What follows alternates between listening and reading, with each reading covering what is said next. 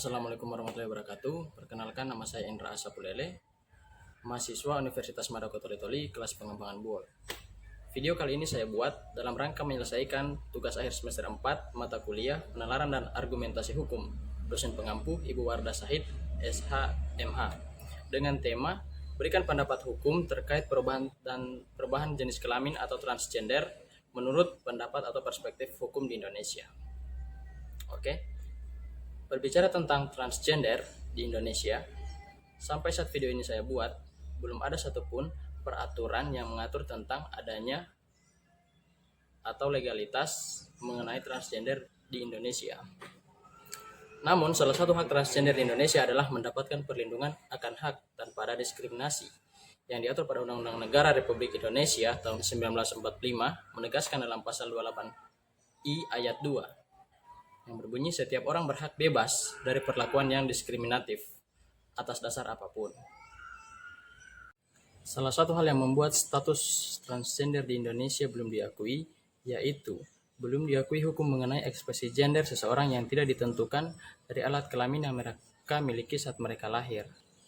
Namun dalam kerangka hak asasi manusia, perubahan nama dan jenis kelamin transgender di pengadilan menunjukkan bagaimana negara melihat identitas gender ini.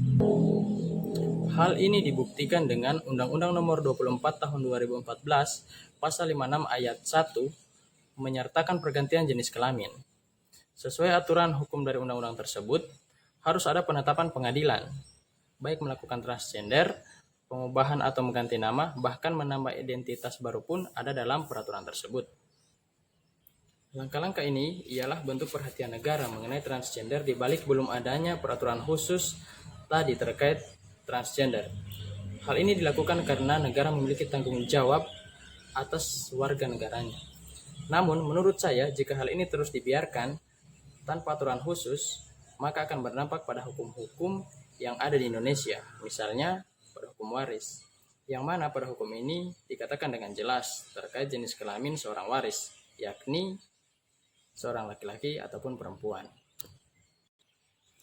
Dari segi hak asasi manusia, transgender masih memiliki hak yang sama di mata hukum terkait hak-hak asasinya sebagaimana manusia lainnya, karena hal yang dilakukannya masuk dalam kebebasan berekspresi, dalam tanda kutip mengekspresikan gender, karena tidak merugikan negara maupun masyarakat lainnya.